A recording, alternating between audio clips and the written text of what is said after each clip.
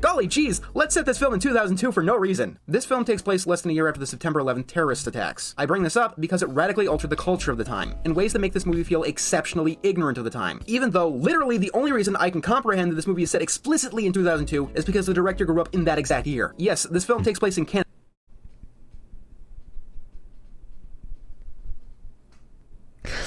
So this is the clip that everybody's talking about.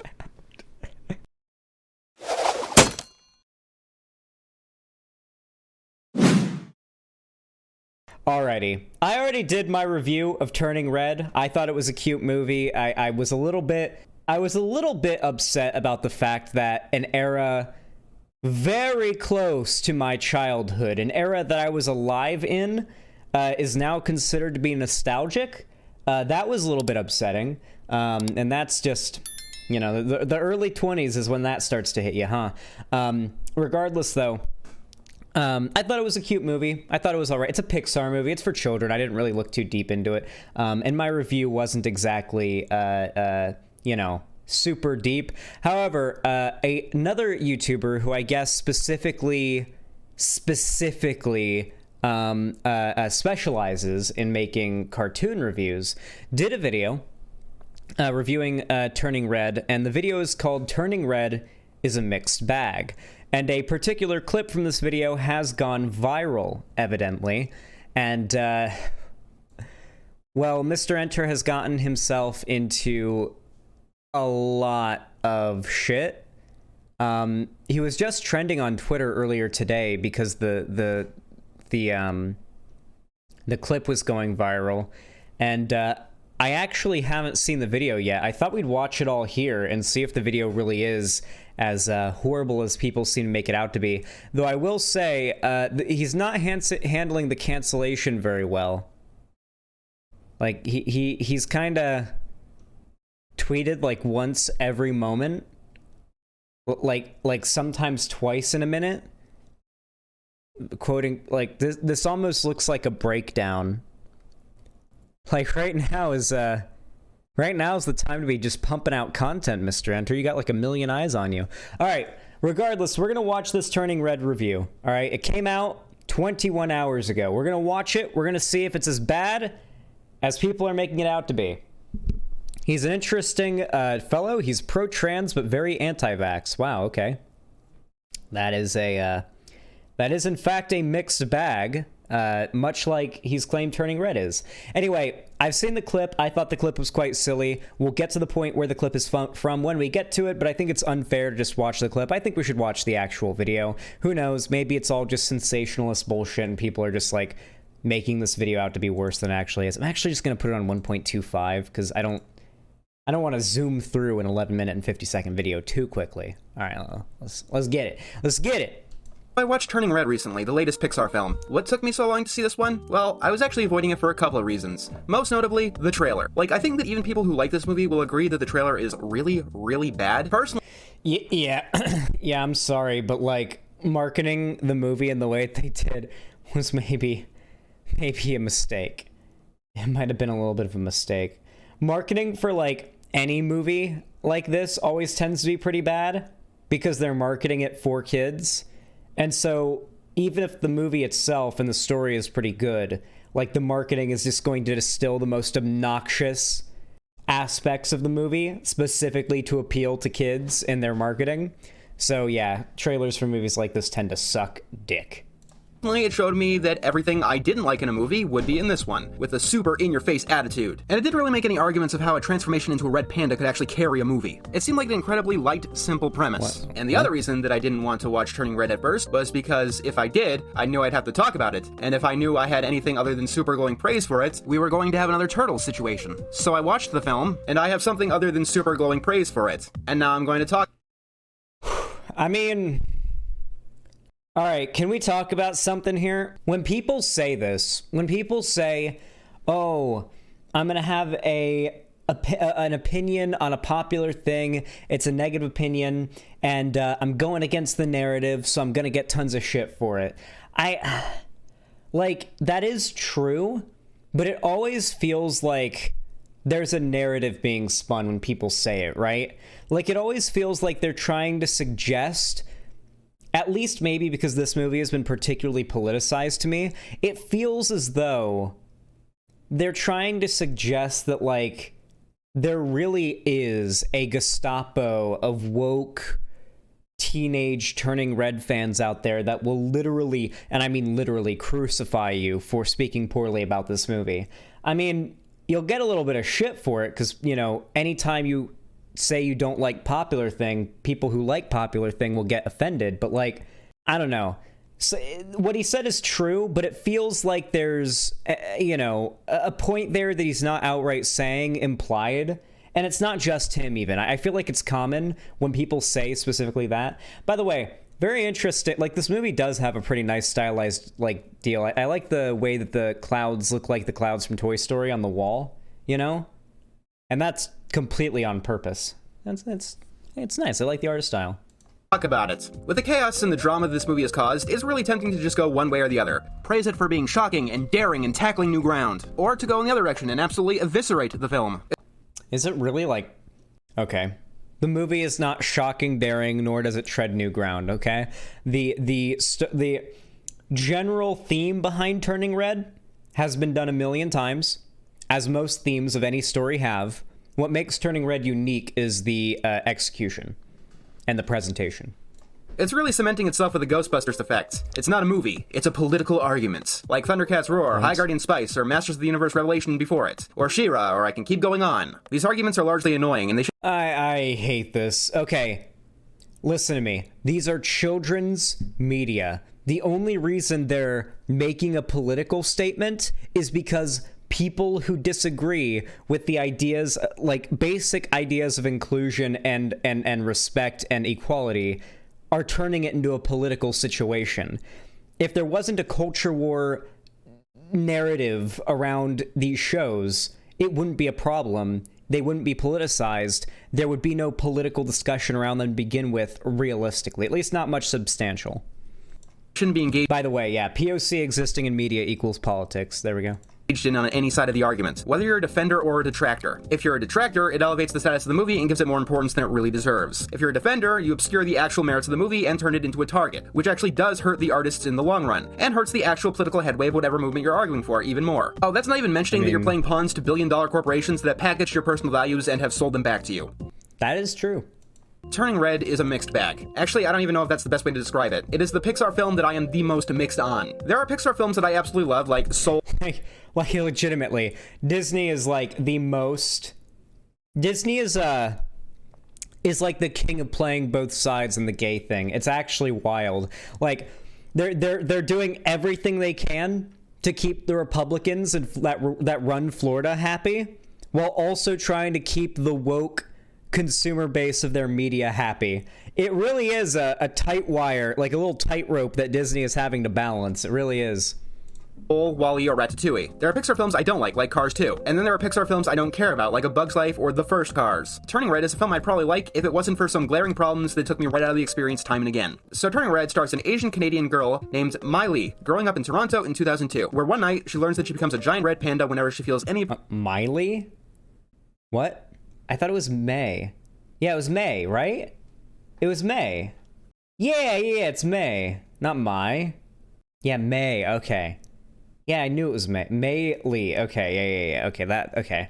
Wait, okay, maybe... Alright, he got the name wrong initially. Okay, I saw the movie once in my Discord when it came out, and I still figured out there was a problem with the way he said the name. And I haven't seen any videos or content on Turning Red since I saw the movie either, so it's not like I've been caught up on it or anything. Particularly strong emotions. This is complicated by the fact that she has an overbearing mother, is going through middle school, and puberty. It's a fairly simple movie despite all the drama, and yet there's a ton to talk about. I'm going to start with what held me back from actually enjoying the movie, and that is May's mother, Ming. I'm gonna be dead straight with you. I hated this character so much that I thought I would have to stop watching the movie. Ming is a helicopter parent, the type who controls every little thing about their child's life, and are super panicked that a slight deviation... She's the antagonist. She is the antagonistic force of the movie. Everything that they do is to like towards the point, like, okay, there's like the rising action, or sorry, like the setting up point of the movie, where obviously the problem is she's turning into a red panda, and that is a problem for her. But even before that, for a while, and after that, the mom is the antagonistic force, even if she forgives her in the end. I do believe that they could have done more to redeem the mom and make her, like, a little bit more understandable in her motivations and make her realize what she had done was wrong on her own, rather than having to have it, like, lectured to her by her daughter. But regardless, nonetheless, she was still the antagonistic force. The movie never frames what she's doing as being good. I don't know, like, you're supposed to hate the villain of a movie. From their plan will harm their child. So they create this self-fulfilling prophecy, where they hurt their child so much more than the rest of the world could. Every time that Ming was on screen, I was angry. The two most infamous bits you've probably heard of: when she finds drawings of May's crush and drives her down to the store to show the boy in them what May did. And the other time is when she came down to school unprompted to try and give May menstrual pads without any self-awareness that she was doing it in front of her whole class. There's also a third moment that really struck me, and that's when May goes... Yes, that's the point. Xander Hall, no, the point of it is the cyclical generational matriarchal trauma. It's not about just Ming or just May. That is true, but I mean, at least on a very, very surface level perspective, the movie does not frame the mom's actions as being good at any point. They're very much framed as being bad. These are the moments in the movie where, like, there's the moments where, like, May's having fun with her friends and everything's going great, and you're like, okay, yeah, things are going well for them. Everything's gonna be good. They've done it. They're doing their thing. The mom shows up. Everything's fucked now. Everything's fucked now. That's like, the movie never frames it as good. I don't know. Oh yeah, you can empathize. I empathized with the mom at the end. I just think that, like, all right, I don't know how many kids who watch the movie would empathize with the mom in the end. I'm an adult, so I recognize that, like, yeah, I wouldn't want my 13-year-old daughter going to that concert on her own in real life, you know, like maybe I'd be a little hesitant about that. Maybe I'd be a little bit, you know, more understanding as an adult. But as a kid, I don't know. My little cousin says she hates the mom. Yeah.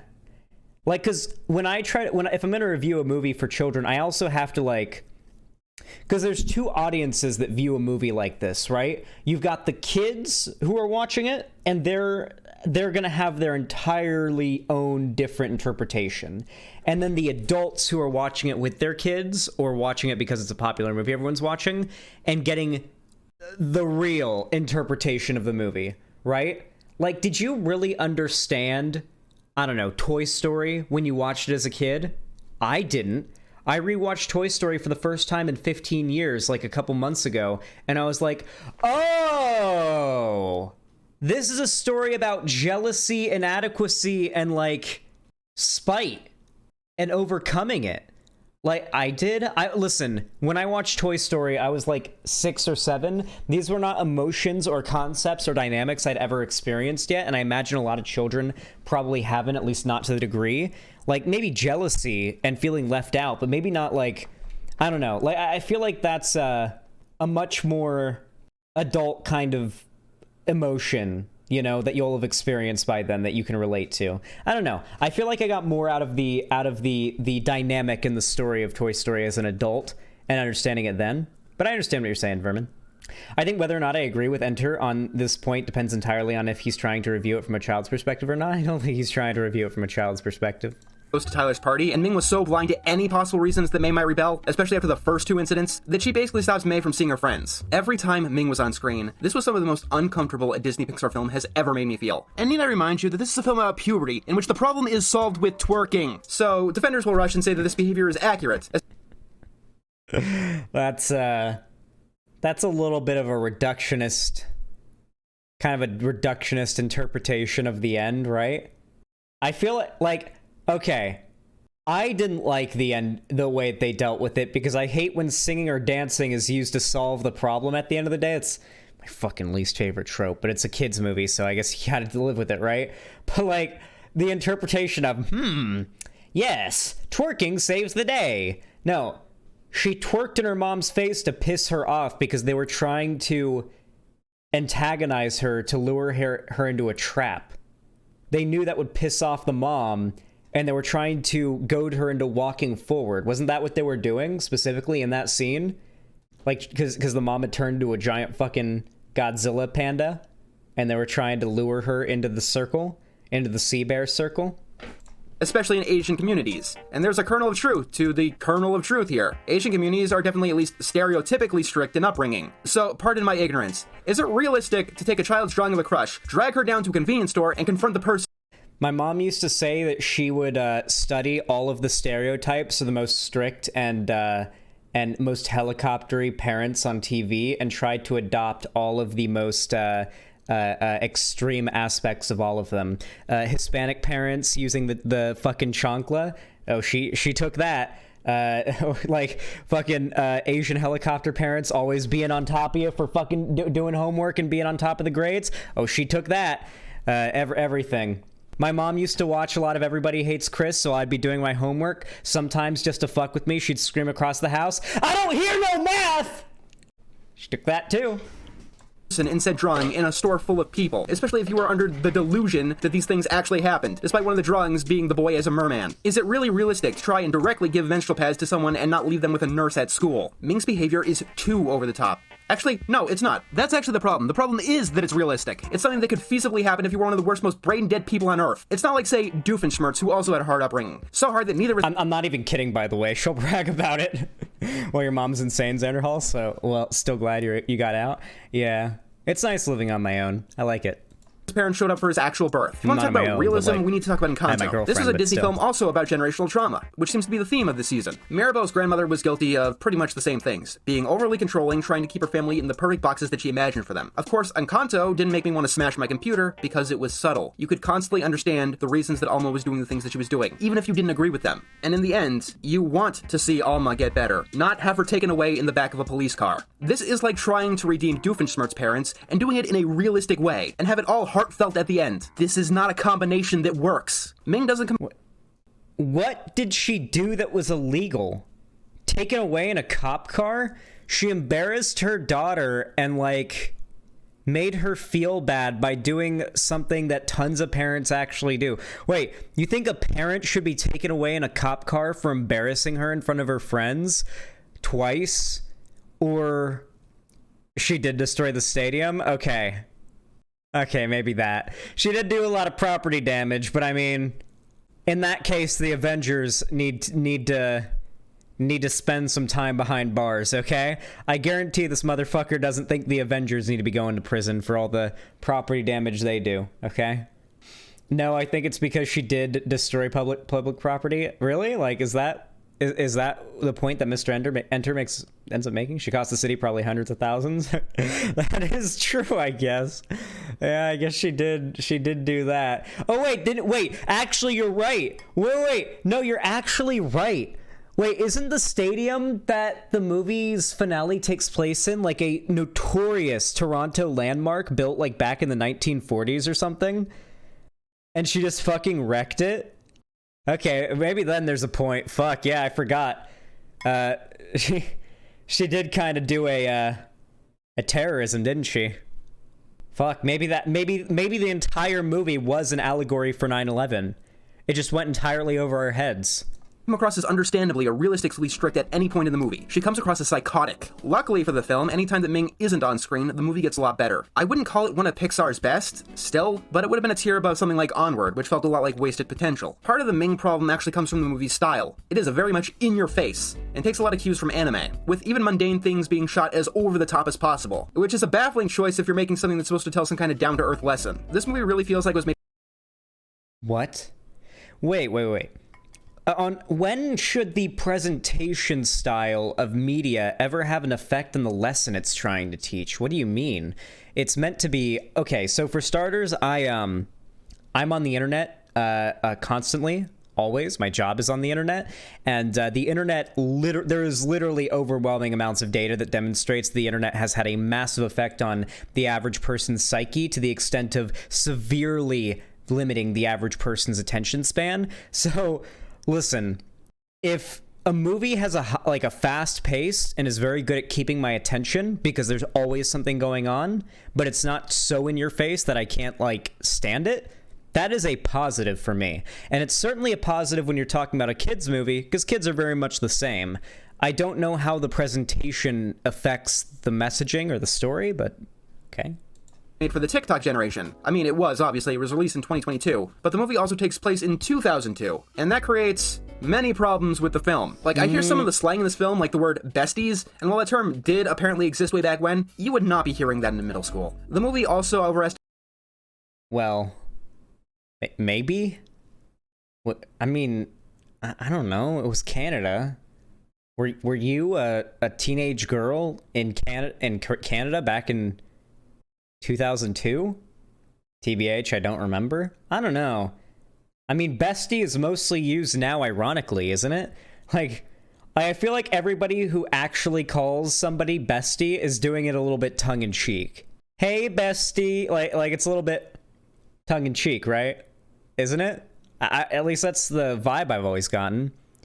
Oh my god, Panda Pics room. I love how many people like got mad about the Panda Pics. Oh, it's so good. Film, like the word besties, and while that term did apparently exist way back when, you would not be hearing that in middle school. The movie also overestimates how common cell phone use was among middle schoolers at the time. It wasn't until the mid to late 2000s when cell phones became a common thing in middle schools. Like, unless the family was rich, even the adults at the time would be using beepers. The anime style also feels off due to the time period. While anime did exist in the West, obviously, besides Sailor Moon or Dragon Ball, Pokemon, or Yu-Gi-Oh!, it was pretty niche until like 2005. Then we started getting trickling... There were people who were watching anime in America all the way back into the 80s, okay? It is absolutely plausible, going back to the fucking 80s here in America, that there would be a main character, especially an Asian main character, who is interested in anime. Also, yeah, Toonami was a thing back then. Like, tons of American kids who would stay up watching Cartoon Network and watch, like, tons of anime on Toonami. I watched a little bit of anime on Toonami when I was a kid. It wasn't exactly my cup of tea. I was more so, like, there for King of the Hill and stuff like that. But, like, I stuck around and watched a few animes on Toonami. Like, what are you talking about? Didn't Toonami start in, like, 1999 or some shit like that? I remember Toonami being on TV when I was little. Like, when did that start? Fuck, what, didn't, I swear Space Ghost Coast to Coast also featured, like, anime stuff. Like, they would have, like, anime shorts on there, right? And that was before Toonami as well, and that was on Cartoon Network, wasn't it? That's going a bit further before my time, but regardless. Pokemon... Well, yeah, but that was one of the examples that he's listing here. Like, the normie animes.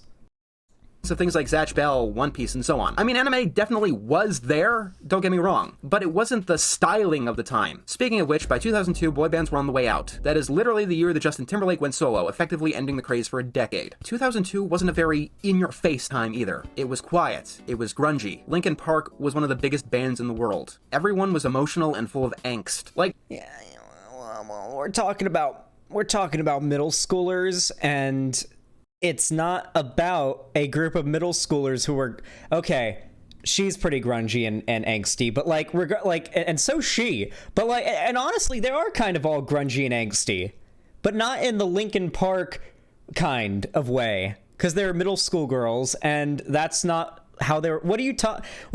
Is it a problem with the accuracy of the time period now? Okay, I don't know. I mean, this is all... I mean, listen, these are all very small, like, nitpicks for me to have an issue with for the review. I mean, it just seems a little silly for that to be something to take issue with. It feels like we're looking for problems with the movie, you know? These kids are kind of like outcasty nerds, but not fully. They're just like school weird girls. Yeah. This feels like something that's always like very, I don't know, cringy when you see it in any media depicting like middle school or high school, is when you see the stereotypical bully like shoving the nerd in a locker type thing. Usually like bullying in school comes in the form of being like ostracized, like, you know, having lies spread about you, people being like, it's not as like it's a very cringy stereotypical movie way to depict it. So when like the outcast kind of bullied characters are just kind of like the weirdos who no one talks to, it's like, oh yeah, that's a much more realistic demonstration. NSYNC was still popular in 2002. Isn't that what like the boy band they like was supposed to be a stand-in for? Like, there's one guy in the school who has this emo look, and yeah, that is 2002 right there. The whole movie should look like that. And that's partially because there's an elephant in the room that you do have to realize if you want to say, golly geez, let's set this film in 2002 for no reason. This film takes place less than a year after the September 11th terrorist attacks. I bring this up because it radically altered the culture of the time, in ways that make this movie feel exceptionally ignorant of the time. Even though, literally, the only reason I can comprehend that this movie is set explicitly in 2002 is because the director grew up in that exact year. Yes, this film takes place in Canada.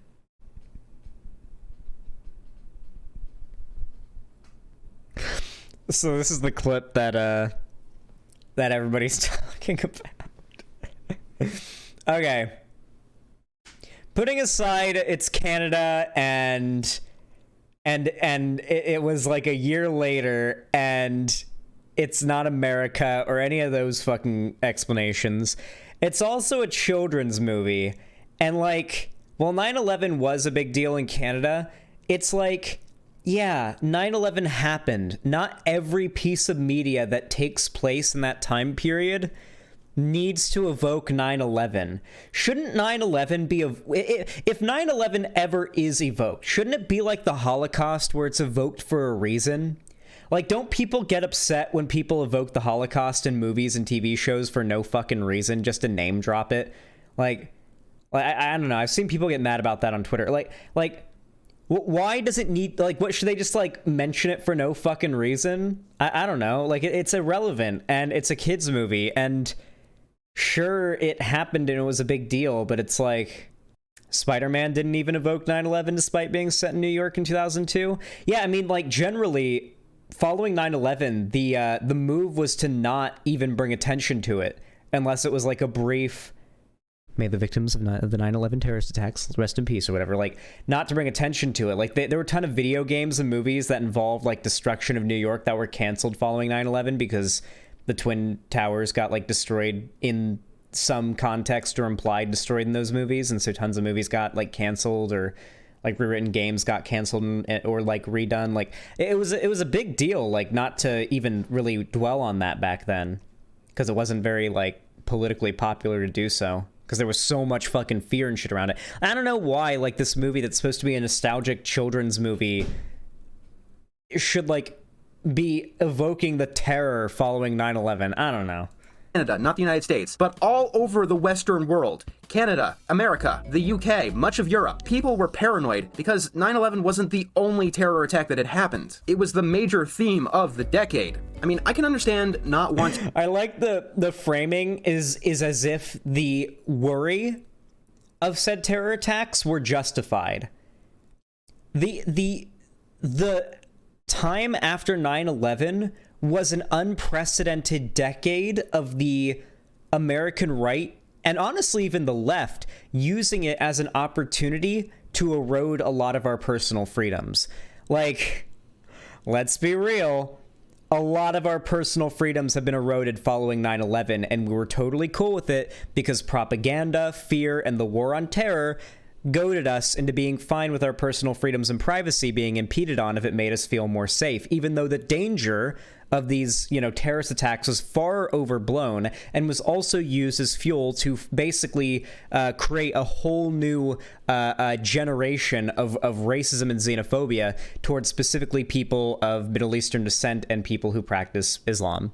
Like, yeah, it's a pretty big problem. Pretty big problem.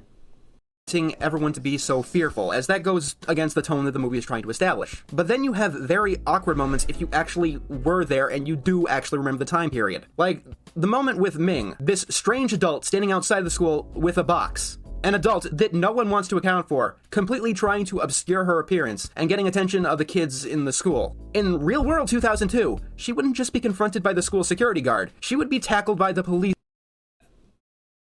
Yes. It's a cartoon. In real life, if the government found out that a little girl could turn into a giant red panda, she would be black bagged and taken to Area 51 or some shit. Okay? What do you think would happen if the US government found out that a human girl in or maybe not the US government, hell, the fucking Canadian government, actually, because it's Canada, found out a little girl could fucking turn into a red panda. She would be experimented on and in best case scenario would be turned into some sort of biologically enhanced weapon, okay? Well, all right. Yeah, also, in the real world, the mom would have just gone to the office and had her daughter called to the front. This is supposed to be an exaggerated, really embarrassing moment for her. Like, the most horrific possible scenario of embarrassment for a girl going through puberty, or, well, yeah, having her mom come to the school and be like, "You forgot your pads!" Like, oh, God. Jesus. Thank God Canada doesn't have guns.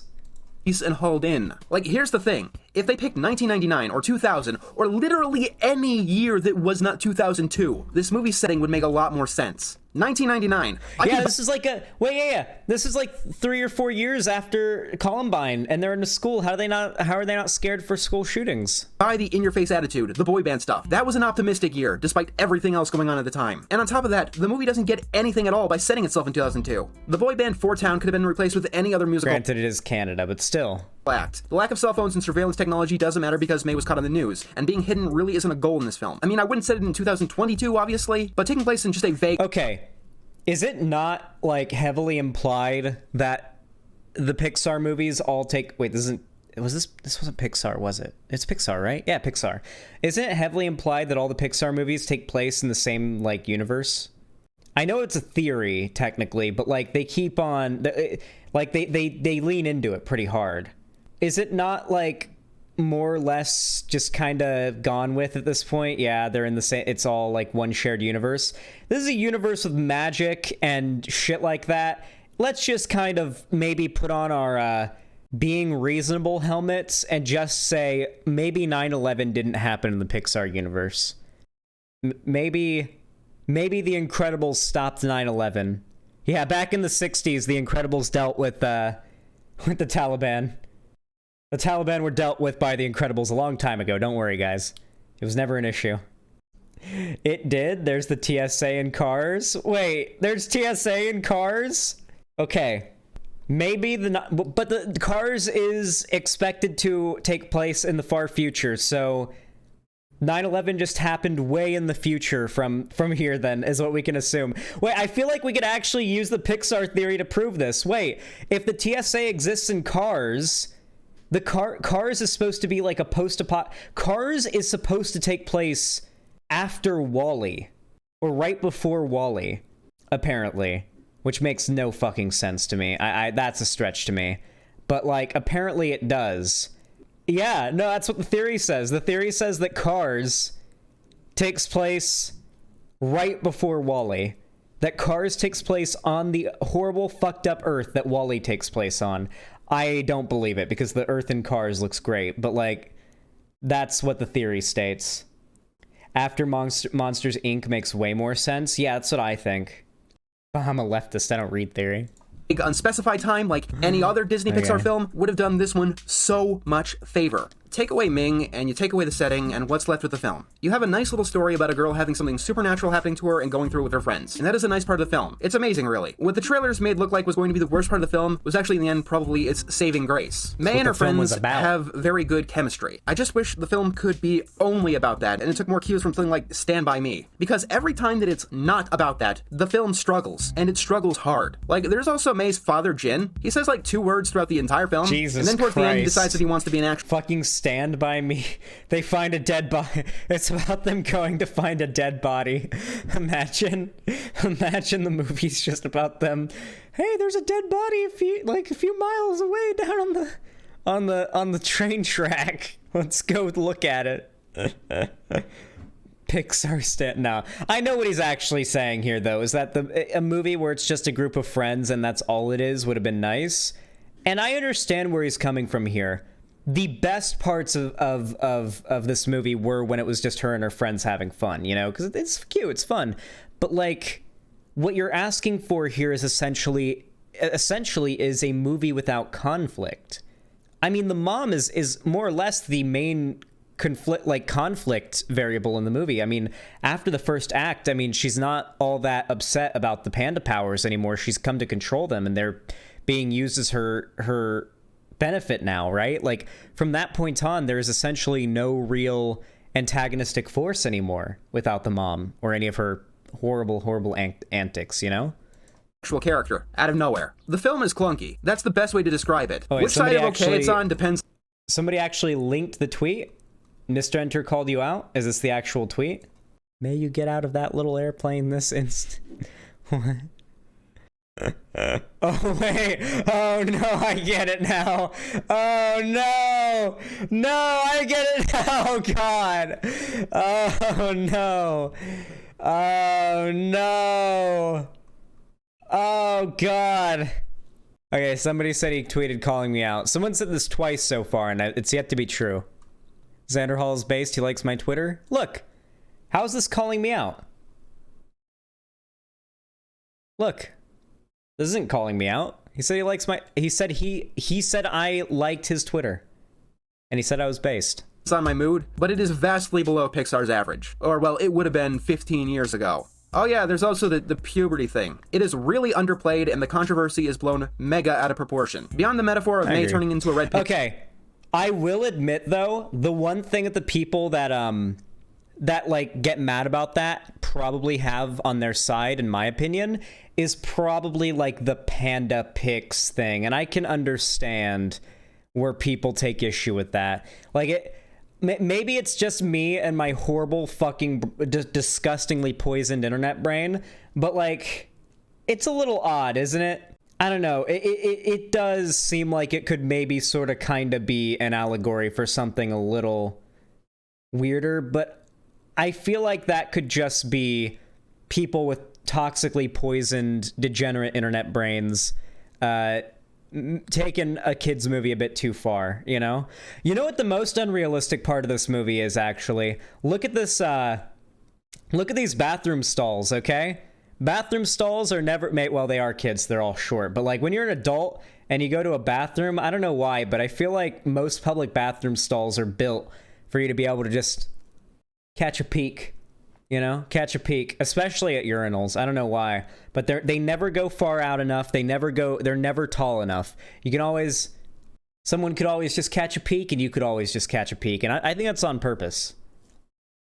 And you're not going to get much besides menstrual pads. Like, you could watch this film and think that the only symptom of going through puberty for May is turning into a giant red panda. And this is something that I'm getting really tired of happening, by the way. I don't know whether to call it shock advertisement or an offshoot of rainbow capitalism, where Disney and its stands say that everyone has to go see X, Y, and Z film and absolutely love it because it's so... Oh, did you guys know that Miriam was 100% supposed to be trans initially? That's what I'd assumed in the marketing of the movie. I'd not seen the trailer or anything. I'd just seen people like simping for the movie, and I'd seen like images of the movie. I'd assumed the character Miriam was trans, and that was like part of why there was so much like talk about LGBT representation in the movie. And I was just like, I don't know. She kind of embodies like, I don't know. I've met a lot of trans women that just like the plaid and the tomboy kind of aesthetic, you know. But it turns out they initially were doing casting looking for Miriam to be trans. It was never specifically signaled that it was going to be Miriam, but it was pretty damn clear that they were casting for Miriam, I think. And they were initially looking for, I think the wording was looking for a character who could specifically... Who could do the voice, who I forget what the wording was, who could tastefully and respectfully do the voice of a trans youth, was like the wording of it or something like that. And that was a specific leaked casting call for Turning Red, I'm pretty sure, that came out. And I think Disney probably put their boot, put a stop to a trans character in their movie real fast. They can't go that far. Daring, so brave. You know, like how they add in a literal gay wink and a nudge, so they can claim that they're the first LGBT character in their film for the 20th time, in such a small role that they can remove it for international audiences. You want animation that's daring? Watch Brace Face. True! This is all true. Boyfriend, don't wanna talk about it. Teenage No, I'm not kidding. That show actually had a period episode with things like menstrual cramps mentioned, which aired in 2001. That was more than 20 years ago. And if you're not keeping score, that happened before this movie even took place. Cartoons were more daring and diverse back then than you probably give them credit for, and definitely... That is true. There are a lot of cartoons that if you go back in the day, you'd be like, holy fuck, I can't believe they were able to get away with that. But, like, I don't know if that counts against the movie, does it? Does it really count against the movie that other animated media in the past has more explicitly covered the topic of periods and menstrual cramps in relations to, like, a young girl going through puberty? Like, I don't think the movie needed to be that explicit to get the point across. More than the industry does today. Not so much with films, but actual on-television animation, yes. It was probably more diverse back then than it is now, even. You want to talk Asian characters animation? American Dragon Jake Long, Life and Time of Juniper Lee, Jackie Chan Adventures, Yume from Code Lyoko, Hi Puffy Yumi. And that is also ignoring shows that try to showcase many or all ethnicities, like Class of 3000 or Hey Arnold. I'm not going to give easy credit for things that have already been done and done better 20 years ago, or more, in the case of Hey Arnold. But if you want to keep giving credit to a mega corporation that stole your values and is trying to sell them back to you, keep on praising every little scrap of things that they will keep removing for an international market. Because the only color that Disney and these other corporations care about... I feel like we can be nuanced when criticizing the rainbow capitalism that Disney engages in, while also acknowledging that inevitably the outcome of these companies, even if it is just a very milquetoast inclusion, does still have a positive effect. Even if it is just these companies pursuing monetary gain, and that is why they're signaling positive, like, representation of marginalized groups, that still has the desired effect, and that is still indicative of good signs for our culture, right? That, like, it's more profitable to signal support for progressive movements than not to. Is that not a good sign for our culture? At least it is to me. And I think we can criticize the fact that Disney is unwilling to go balls deep into being pro-LGBT in order to preserve their markets in China and Russia and, all around the world where they aren't exactly pro-LGBT. But, like, I feel like we can acknowledge that being a problem in a more nuanced way. Yeah, and the specific story being told by the creator of this story is informed by her upbringing and experiences. So to acknowledge the broader criticisms of the entire media or of the entire movie, a lot of it is like, why is the movie not like this? Why is the movie not like that? When the movie's mostly being informed by the childhood of the person who made it. I guess their childhood just wasn't like that. Go balls deep into her mom. I would too, frankly. About is green. That's the end of the video. Guys, we did it. We beat the game. We watched the video. I don't know. Honestly, I'm going to hit you guys with my scalding hot take, okay? This was not that bad, okay? Listen, all right? The 9/11 thing was a little silly, and I don't agree with most of the criticisms in it, but, like, does this person really deserve to have an entire online shitstorm thrown at them over this? Like, it was just a bit of a cringy video. I've heard that Mr. Enter has, like, a history of, like, cringy reviews. I don't know. It's not that big a deal, right? Yeah, this is his brand. Why does everyone hate him so much? He didn't like a SpongeBob episode and told his fans to harass the writers. Oh, geez. What the fuck? Why'd you do that? Mel Brain takes on media not made for him. It's just kind of boring contents from him. I don't know. Nothing special. Yeah, I don't know. It just, like, I can understand not liking his content or thinking that it was cringy or dumb, but I don't know if he, like, deserved a massive fucking brigade on Twitter. Though I guess it was really just people making fun of a clip, but I mean, still.